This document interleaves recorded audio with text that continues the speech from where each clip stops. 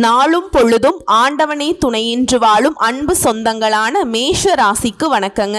எல்லாரும் எப்படி இருக்கீங்க? கடவுளுடைய அருள் ஆசையினால கண்டிப்பா எல்லாரும் நல்லா இருப்பீங்க அப்படிங்கிற நம்பிக்கையோட இந்த பதிவை தொடங்குறேன். சிறப்புறு மணியே செவ்வாய் தேவே குறைவில்லாது அருள்வாய் குணமுடன் வாழ மங்கள செவ்வாய் மலரடி போற்றி அங்காரகனே அவதிகள் நீக்கு. என்னம்மா ஏதோ சொல்ற, ஒன்னும் புரிய மாட்டேங்குது அப்படின்னு நினைப்பீங்க. ஒன்னும் இல்லைங்க, உங்களுடைய அதிபதி செவ்வாய் பகவானை வணங்கி இந்த பதிவை நான் தொடங்குறேன். ஏன்னா இந்த பதிவே பார்த்தீங்கன்னா உங்களுடைய அதிபதியை பொறுத்து தான், அவருடைய பெயர்ச்சி தான். இவரை பொறுத்த வரைக்கும் ஒரு 45 நாட்களுக்கு ஒரு முறை இடமாறக்கூடியவர். அந்த வகையில ஜூன் மாதம் 6ஆம் தேதி முதல் ஜூலை மாதம் 28ஆம் தேதி வரைக்கும் சிம்ம ராசியில செவ்வாய் பகவான் பெயர்ச்சியாக போறாருங்க. ஜூலை 28ஆம் தேதிக்கு பிறகு கன்னி ராசிக்கு பெயர்ச்சி ஆகிறதுனால சனியுடைய நேர் பார்வையினால வராருங்க. இப்போ செவ்வாய்ங்கிறவர் யாருங்க?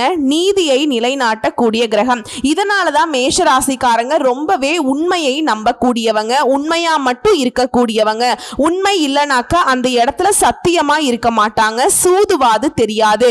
ஏன்னா செவ்வாய் பகவானை பொறுத்த வரைக்கும் ரொம்ப வலிமையான கிரகம். ஒருத்தவங்க வலிமையா இருக்காங்க அப்படின்னா ஏங்க மற்றவங்களுக்கு வளைஞ்சு கொடுக்கணும்? அதனாலதான் செவ்வாய் பகவான அதிபதியா கொண்ட இந்த மேஷ ராசிக்காரங்க எப்பவுமே பார்த்தீங்கன்னா யாருக்கும் வளைஞ்சு கொடுக்க மாட்டாங்க. இருக்குன்னா இருக்கு, இல்லைன்னா இல்லை. இதை மட்டும்தான் மேஷம் என்னைக்குமே பண்ணிட்டு இருக்கும். சரிமா, இது நாள் வரைக்கும் என் வாழ்க்கை சரியா இல்லை, 2025 இருந்தே ஏதேதோ பயிற்சி நடந்துச்சுன்னு சொன்னேன். நம்முடைய அதிபதியுடைய பயிற்சியாவது எங்களுக்கு ஏதாவது நல்லது நடக்குமா? மேஷ ராசிக்கு இதை சொல்றது கொஞ்சம் கஷ்டம்தான். தலைக்கு மேல சுத்தக்கூடிய கத்தி மாதிரி தாங்க இந்த பயிற்சி. செவ்வாயால வரக்கூடிய பிரச்சனை உங்க வாயால தான் நீங்க கெட போறீங்க. தவளை எப்படி வாயால கெடுன்னு சொல்லுவாங்களோ அதே போல வாயில தாங்க உங்களுக்கு கண்டம். என்னமா இருக்கு, சாப்பிட்றதுக்கு கூட வாய் திறக்க கூடாதா அப்படின்னு கேட்பீங்க. அப்படிலாம் இல்லைங்க. இடம் பொருள் ஏவல் அறிந்து பேசணும். நான் முன்னாடியே உங்களுக்கு சொல்லியிருக்கேன், உங்களுடைய குணாதிசயங்கள்ல நல்லதும் அதுதான். அதே போல உங்களுக்கு பாதகமா இந்த மாதத்துல மாறுறது. ஏன்னா வெட்டு 1 துண்டு 2ன்னு பேசிடுவீங்க. நல்லவங்க கெட்டவங்க இடம் பொருள் ஏவல் எதுவுமே தெரியாம மொத்தமா பேசுறதுனால இது நாள் வரைக்கும் ஏதோ வாழ்க்கை உருண்டுச்சு. ஆனா இனி உஷாரா இருக்கணும். குறிப்பா இந்த 45 நாட்கள் ரொம்ப கவனமா இருக்கணும். பேச்சுல செயல்பாடுல அட போமா நீ ஏதாவது ஒன்று சொல்லிட்டு இருக்க, இதுக்கு நான் என்ன சொல்றதுன்னா, உங்களுக்கு நல்லது நடக்குதுன்னா அதை நீங்க தெரிஞ்சுக்க வேணாங்க. அது பாட்டுக்கு அது ஏதோ ஒரு வகையில சாதகமா முடிஞ்சிட்டு போயிடும். இல்ல நல்லது நடக்கலனாலும் பாதிப்பு கொடுக்காம போயிடும். ஆனா ஏதாவது ஒரு பிரச்சனை வரப்போகுதுன்னா அது அக்யூரேட்டா தெரியலனாலும் கொஞ்சம் எச்சரிக்கையா இருக்கணுங்கிறது மட்டும்தான் நம்ம மனசுல வச்சுக்கிட்டே ஆகணுங்க. ஏதாவது ஒரு வகையில தப்பிக்கிறதுக்கான வழியை நாமளே கண்டுபிடிச்சிடலாம். சூழ்நிலை கைதியா மாட்டாம தப்பிச்சுக்கலாம். சரிங்களா? அதற்காக தான் இந்த பதிவு. பயம் படுத்த இல்லைங்க, எச்சரிக்கை பண்ண மட்டும்தான் இந்த பதிவு. தப்பா ஏதாவது இருந்தா மன்னிச்சுக்கோங்க. பயன்படுத்தக்கூடிய நோக்கம் நமக்கு இல்ல.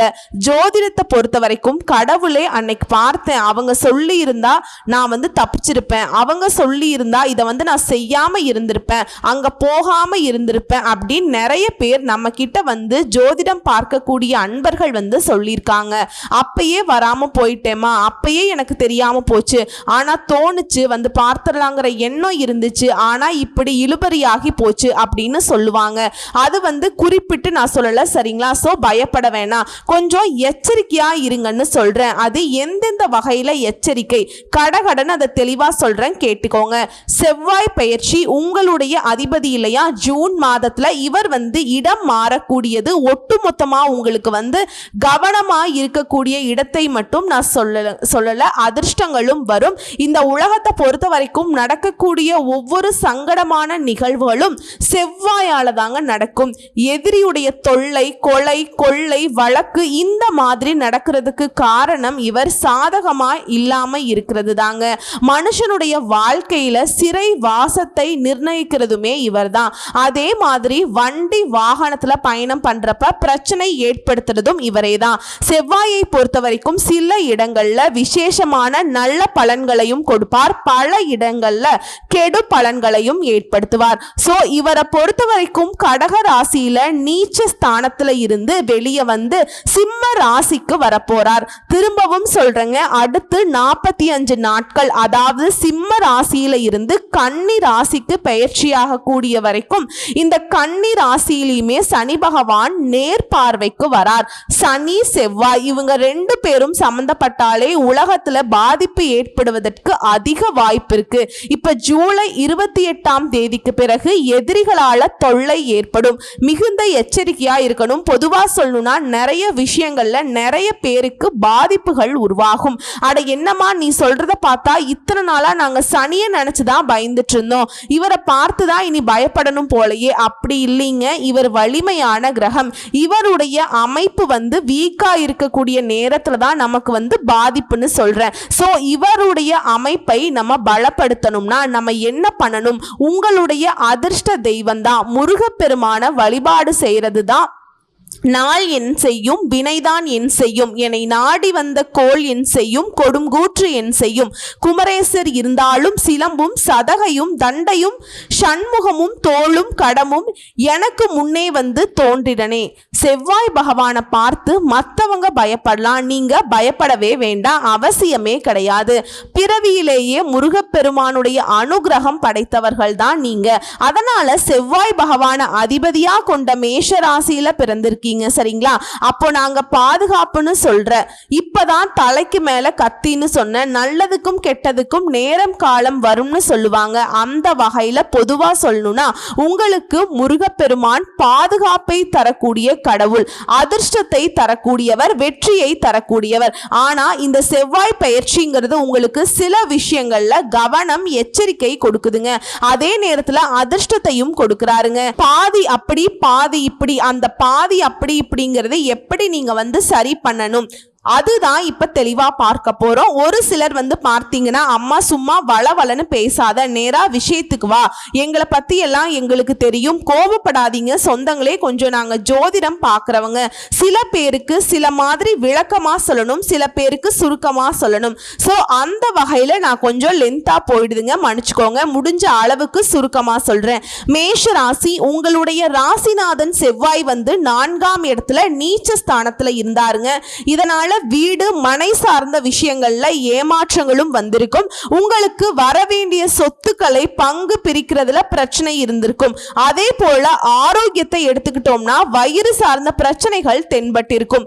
ஒண்ணுமே இல்லாத விஷயம், எதிர்காலத்தை எண்ணி மனசுல ஒரு பயமும் இருந்துகிட்டே இருக்கும்.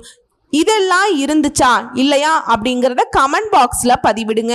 இதோட பிரச்சனைன்னு எடுத்துக்கிட்டோம்னா, செவ்வாய் இதுவரைக்கும் நீச்சத்துல இருந்தார் இல்லையா, இப்போ 4ஆம் இடத்துல இருந்து 5ஆம் இடத்துக்கு பயிற்சியாக போறார். பொதுவா ஒரு ஜாதகத்துல இந்த 4ஆம் இடம் 5ஆம் இடத்துல இந்த செவ்வாய் பகவான் பயிற்சி ஆகிறாரு, செவ்வாய் பகவான் இருக்காரு அப்படின்னா பெருசா நல்ல பலன்களை கொடுக்க மாட்டாருங்க, சுமாரான பலன்களை மட்டுமே கொடுப்பார். அதுல இந்த 5ஆம் இடம் அப்படிங்கிறது உடன்பிறப்புகள் சார்ந்த விஷயம்ங்க, உடன்பிறப்புகளை குறிக்கக்கூடிய விஷயம். அதனால அண்ணன் தம்பி பிரச்சனை, பங்காளி பிரச்சனை, பூர்வீக சொத்து பிரச்சனை, முன்னோர்களுடைய சொத்து பிரச்சனை, வழக்கு சார்ந்த பிரச்சனைகள் இதெல்லாம் வரதுக்கு வாய்ப்பு இருக்கு. அதன் மூலமாக அலைச்சலும் அதிகரிக்கத்தான் போகுதுங்க, அதுக்கான சூழல் உருவாகும். என்ன பண்ணணும்? இந்த மாதிரி அண்ணன் தம்பி பிரச்சனை கிட்டலாம் ரொம்ப கவனமா இருக்கணும். குறிப்பா சொத்து வாங்குறது, சொத்து விற்கிறது, ஆல்ரெடி சொத்து பிரச்சனை எல்லாத்தையும் ரொம்ப எச்சரிக்கையா இருக்கணும். அவங்களே ஒரு வார்த்தை முன்ன பின்ன பேசினா கூட சரி, உஷாராயிருங்க. அவங்க பேசுறது உங்களை சண்டைக்கு இழுக்கிறது எல்லாமே உங்களை மாட்டி விடத்தான். இதை நம்ம சொல்லணும்னா வாயில தான் நமக்கு கண்டம். என்னன்னா நமக்கு கொஞ்சம் துடிப்பு. மேஷ ராசி பொதுவாகவே துரு துருன்னு இருப்பீங்க, இதனாலேயே உங்களை எல்லாருக்கும் பிடிக்கும். ஆனா இந்த காலகட்டம்ங்கிறது அண்ணன் தம்பிகளுக்கு உங்களுடைய செயல்பாடை பிடிக்காது. உங்களை எப்படியாச்சும் வந்துட்டு கவுக்கணும்னு கூட பிறந்தவங்களே நினைப்பாங்க. இது வந்து ஒரு சிலருக்கு அப்படியெல்லாம் இல்லம்மா, எங்க அண்ணன், எங்க தம்பி, என் தங்கை, எங்க அக்கா அவங்க எல்லாம் அப்படி இல்லை, ரொம்ப நல்லவங்க அப்படின்னு சொல்லுவீங்க. நான் எல்லாருக்கும் சொல்லிங்க, இது பொதுவான பலன்கள். ஆனாலும் அப்படியே பாசமா நேசமா இருக்கக்கூடிய உடன் பிறப்புகள் கிட்ட கூட கவனமா இருந்துக்கோங்க. ஏன்னா அதுவே கூட வேஷமா இருக்கிறதுக்கு வாய்ப்பு இருக்கு. நிறைய பேர் மோசம் போகியிருப்பீங்க. கூட பிறந்தவங்களாலேயே அவங்க தேவைக்காக நிறைய இடங்கள்ல உங்களை கூப்பிட்டு பயன்படுத்திக்கிட்டு நிறைய இடங்கள்ல அசிங்கப்படுத்தி அவமானப்படுத்தி ஒதுக்கி வச்சிருப்பாங்க. அவங்க கூட இருந்திருப்பாங்க. இது உங்களால மறுக்க முடியுமா? அடுத்து வியாபாரத்தை பொறுத்த வரைக்கும் வார்த்தை விரயங்கள் ஏற்படுவதற்கான வாய்ப்பு இருக்கு. வியாபாரத்தை பொறுத்த வரைக்கும் என்னங்க, நம்ம வாய் தான் நம்முடைய சொத்தாவே அங்கு நிற்கும். நம்ம எப்படி கஸ்டமர்ஸ் கிட்ட நடந்துக்கிறோம், நம்ம எப்படி அவங்களுக்கு சாதகமா ஒரு சில விஷயங்களை பண்ணி கொடுக்கிறோமோ அதை பொறுத்து தான் வியாபாரம் பெறுகிறதும் வியாபாரம் நஷ்டமாகிறதும். ஸோ இதனால வார்த்தையில ரொம்ப இனிமையான வார்த்தைகளை பயன்படுத்துங்க. முடிஞ்ச அளவுக்கு கஸ்டமர்ஸ் கிட்ட சாதகமா நடந்துக்கணும். அதே போல யார்கிட்ட பேசினாலும் சரி, வாக்குவாதம் வர மாதிரி இருந்துச்சுன்னா தயவு செஞ்சு அந்த இடத்துல அப்படியே வாய் மூடிக்கணும். அந்த இடத்த விட்டு ஓடி வந்துருங்க. பிரச்சனையே கிடையாது. நாளைக்கு பேசுறேன்ப்பா, அப்படியே ஸ்டாப் பண்ணுங்க. ஏன்னா நீங்க என்ன பண்ணாலும் அது உங்க தலையில வேற மாதிரி பிரச்சனையை கொண்டு வந்துடும்.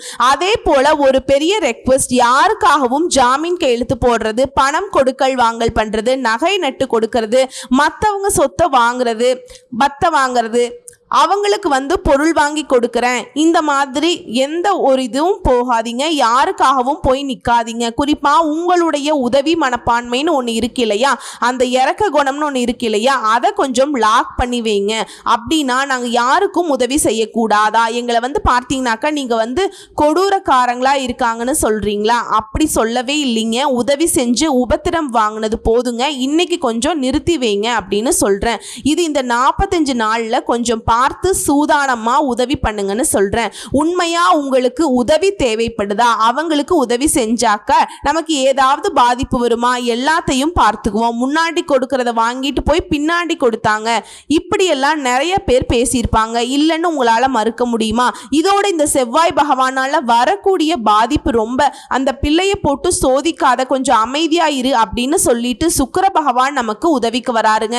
சுக்கிரன் உங்க ராசியில இருந்தாலும் நிறைய நன்மைகளை ஏற்படுத்த போறார். இனிமையான வார்த்தைகளை பேசுவீங்க. ஆனா எதிரில் இருக்கவங்க, குறிப்பாக உடன்பிறப்புகள் இருக்காங்க இல்லையா, அவங்க வார்த்தைகளில் காயப்படுத்திடுவாங்க. வாய்ப்பை தேடிக்கிட்டே இருப்பாங்க எப்படி காயப்படுத்தலாம் அப்படிங்கிறதுக்காக. இதனால் நீங்கள் கவனமாக இருக்கணும். அடுத்து கடன், வியாபாரம், தொழில் செய்கிறவங்க அதிக அளவில் முதலீடு செய்கிறதுக்கு வாய்ப்பு ஏற்படும். இதுக்கு நிறைய பணமும் தேவைப்படும். பணம்னு சொல்லக்கூடாது, பணங்கள் தேவைப்படும். ஸோ அப்படிப்பட்ட காலகட்டமாக இந்த காலகட்டம் இருக்க போகுது. செவ்வாய் பகவான் கடனுக்கு அதிபதி. இதனால் சொத்தை அடமானம் வச்சு அதிலிருந்து கடன் வாங்குவதற்கு முயற்சியில ஈடுபடுவீங்க. இது உங்க குடும்பத்தார் கிட்ட எதிர்ப்பு பெறக்கூடிய சூழ்நிலையை ஏற்படுத்தும். குறிப்பா உங்களுடைய மூத்த உடன்பிறப்புகள் எதிர்ப்பு தெரிவிக்கிறதுக்கு வாய்ப்பு இருக்கு. சரிம்மா, இப்ப நான் கடன் வாங்கட்டுமா வேணாமா, வாங்கியே ஆகிற சூழல் இருக்குன்னா வீட்டில் உங்களால சமாளிக்க முடிஞ்சா அவங்களுடைய ஒப்புதலுடன் கடன் வாங்க, இல்லைன்னா வாங்காமல் இருக்கிறது சிறப்பு. இருக்கக்கூடிய தொழிலையும் அப்படியே உருட்டுங்க. ஒரு 45 நாள் தான், அதுக்கப்புறம் பார்த்துக்கலாம். ஓகேவா? இதோட நீங்க கவனமா இருக்கக்கூடிய இடம்னு சொல்லிட்டு ஒரு சில விஷயங்கள் சொல்றேன், நோட் பண்ணிக்கோங்க. ஜூன் 6 முதல் ஜூலை 28ஆம் தேதி வரைக்கும் உடன்பிறப்புகள் கிட்ட மோதல் போக்குவரத்துக்கு வாய்ப்பு இருக்கு. இதனால கூட பிறந்தவங்களை பார்த்து தட்டி கொடுத்து வச்சுக்கோங்க. அவங்க என்ன பேசினாலும் சரி, சரிமா சரிப்பா, இப்படி மோதல் போக்கு வராம பார்த்துக்கிறது நமக்கும் நல்லது, அவங்களுக்கும் நல்லது. அதே மாதிரி முடிஞ்ச அளவுக்கு முன்கோபத்தை தவிர்த்துக்கணும். எல்லாத்துக்கும் மேல எதிரின்னு ஒருத்தன் இருப்பான் இல்லையா, அவங்க விஷயத்துல கூடுதல் எச்சரிக்கையாவே இருந்துக்கோங்க. அவனால எல்லாம் ஒன்றும் பண்ண முடியாது, அவன்லாம் ஒரு ஆளு, இப்படி எல்லாரும் பேசுறதுதான். ஆனா எதிரியை குறைச்சி எடை போற்றாதீங்க. எந்த நேரத்திலையும் ஒரு மண்ணு கூட நமக்கு கண்ணில் பட்டாக்கா நம்மளால ஒன்றும் பண்ண முடியாது. தடுக்கி விழுந்து கூட காயம் படுறதுக்கு வாய்ப்பு இருக்கு. ஸோ அதான் சொல்லுவாங்களே, புல்லு தடுக்கி விழுந்துட்டான் அப்படி ஆயிடுச்சு. புரியுதுங்களா? நாசுக்கா சொல்றேன், உஷாரா இருங்க. அதே மாதிரி இந்த மாதத்தை பொறுத்த வரைக்கும் மேஷராசிக்காரங்க உத்வேகத்துடன் செயல்படணும். சோர்வு வரும், எதையோ பறிகொடுத்த மாதிரி ஒரு நிலை வரும். அதுக்கு இடம் கொடுக்காம உங்களுடைய பிறப்பு குணம் என்ன, சுறுசுறுப்பா இருக்கிறது, அதை பண்ணுங்க. ஆனா திட்டமிட்டு பண்றது நல்லது. பல டைம் யோசிச்சு அப்புறம் வேகமா செஞ்சு முடிச்சுக்கோங்க. இதே உத்தியோக பணியில இருக்கீங்க, வியாபாரிகளா இருக்கீங்க, இருக்கீங்க. குடும்ப வாழ்க்கையோ ஆண்களோ பெண்களோ எல்லாருக்கும் சொல்றேங்க. 6 வயதிலிருந்து 60 வயது வரைக்கும், அம்மா அதுக்கு மேல அம்மா எல்லாருக்குமே சொல்றேங்க. இந்த பொது பலன்கள் அப்படிங்கிறது வார்த்தையில நிதானம் இருக்கணும். உடல் ஆரோக்கியத்தை பார்த்துக்கோங்க, குடும்பத்துல இருக்கவங்கள பார்த்துக்கோங்க, எல்லாரையும் அனுசரிச்சு நடந்துக்கோங்க. அப்ப என்னமா ஒட்டு மொத்தமா காதை பொத்திக்கணும், வாயை பொத்திக்கணும், எதுவுமே நாங்க பார்க்க கூடாது அப்படிதானே? ஒரு இடத்துல வந்து தப்பு தண்டனை நடக்குதுன்னா கூட அந்த இடத்துல என்ன பண்ணணும் சொல்றீங்கன்னா, தயவு செஞ்சு அமைதியா இருக்கிறது சிறப்பு. இல்ல அதெல்லாம் முடியாதுன்னா அந்த இடத்துல வந்து நீதியை நிலைநாட்டியே ஆகுவேன். என்னுடைய அதிபதி செவ்வாய்னு போய் நின்னீங்கன்னா அவரே உங்களுக்கு ஆப்ப ரெடி பண்ணிடுவார். உஷாரா இருந்துக்கோங்க. அங்க சண்டை போடுருவீங்க, யாரோ இருக்கும், கடைசியில் வந்துட்டு அந்த பிரச்சனைக்கான காரணமே நீங்க தானே திருப்பி விட்டுருவாங்க. நிறைய இடங்கள்ல இந்த அனுபவிச்சிருப்பீங்க, பார்த்துக்கோங்க. இதோட நீங்க தேவையில்லாம யாரையும் விமர்சனம் பண்ணாதீங்க. அதே போல உங்களுடைய கருத்துக்களை வெளிப்படுத்துறேன்னு சொல்லிட்டு அது இதுன்னு எதுவும் பேசாதீங்க. குறிப்பா மற்றவங்களுடைய விஷயங்கள்ல தலையிடாம நிற்கிறோம், ஓகேவா? உங்களுக்கு ஒரு பிரச்சனை, அதை போய் நான் சரி செஞ்சே ஆகுவேன், கூட போய் நிற்பேன், நிற்கலாமே. ஆல்ரெடி தனிமரமா நிற்கிறீங்க, தவிச்சு நிற்கிறீங்க, கண்ணீரும் கம்பளையுமா நிற்கிறீங்க. யார் இருக்கா உங்க கூட பார்த்துக்கோங்க. குறிப்பா அந்த நேரங்களில் எதிரிகளை சம்பாதிக்கிறதுக்கு அதிகமான வாய்ப்பு இருக்கு. உஷாருங்க. ஆல்ரெடி இருக்கிற எதிரியை சமாளிக்க முடியல, சரியா? மற்றவங்களுக்கு நம்ம வாழ்க்கையை பார்த்தா கண்ணு உறுத்துது அப்படி நீங்க தெரு நடந்து போனாலே பார்த்தீங்கன்னா அவங்களுக்கெல்லாம் கண்ணு உறுத்திக்கிட்டு தான் இருக்குது. அவங்களுக்கெல்லாம் வாய்ப்பு கொடுத்துடாதீங்க. இப்போ பார்த்தீங்கன்னாக்கா கூட இருக்கவங்களே நமக்கு பிரச்சனையாக வராங்க, கூட பிறந்தவங்களே பிரச்சனையாக வராங்கன்னு நான் சொல்லியிருக்கேன். செவ்வாயை பொறுத்த வரைக்கும் உடன்பிறப்புகளுக்கு வாய்ப்பு கொடுக்குறாரு. ரொம்ப நாளாக வெளியில் சண்டை போட்டிருக்காங்க, வீட்டில் இருக்கவங்கள அடிச்சுக்கோங்கடா அப்படிங்கிற மாதிரி அதுக்கு இடம் கொடுக்காம நமக்கு தான் தெரிஞ்சிருச்சுல, உஷாராக இருப்போம். தம்பியோ தங்கையோ அண்ணனோ தம்பியோ சண்டை போட்டால் இழுத்து பிடிச்சுப்போம், தட்டி கொடுத்துப்போம். அட முன்னாடி பேசினா பின்னாடி பேசினா கூட பிறந்தவங்க தான் அப்படின்னு அனுசரிச்சு நடந்துக்கிட்டீங்கன்னா சிறப்பான பலன்கள் இந்த 45 நாட்கள்ல செவ்வாய் பகவானால கிடைக்கும். இதோட செவ்வாய் பகவானுடைய பாதிப்பு முழுசா உங்களை விட்டு விலகணும்னா செவ்வாய்க்கிழமைகள் தோறும் முருகப்பெருமானுக்கு செவ்வரளி மாலையிட்டு தேனும் தினைமாவும் கலந்து நெய்வேத்தியமாக படைச்சு வழிபாடு செய்ய வெற்றிகள் தொடரும், வாழ்க்கை இனிமையாகும், நினைச்சதெல்லாம் நடக்கும். தடையோ தாமதமோ கஷ்டமோ நஷ்டமோ தொல்லையோ எதிரியோ யாரும் எதுவும் பண்ண முடியாம எல்லாம் மறைஞ்சு போகும். முருகப்பெருமான் துணை. வேலுண்டு வினையில்லை, மயிலுண்டு பயமில்லை. கந்த கடவுள் இருக்க, கருணை மூர்த்தி இருக்க, கலங்காத மனதோடு தான் எந்த கஷ்டத்தையும் நஷ்டத்தையும் என் கவலையும் கண்ணீரையும் நீயே ஏத்துக்கப்பா முருகா அப்படின்னு சொல்லிட்டு வேண்டி உங்களுடைய நாளை தொடங்குங்க. ஒவ்வொரு நாளும் அந்த முருகப்பெருமான் உங்களுக்கு துணை வருவார். வேலும் மயிலும் உங்களை காக்கும். வாழ்த்துக்கள். நன்றி, வணக்கம்.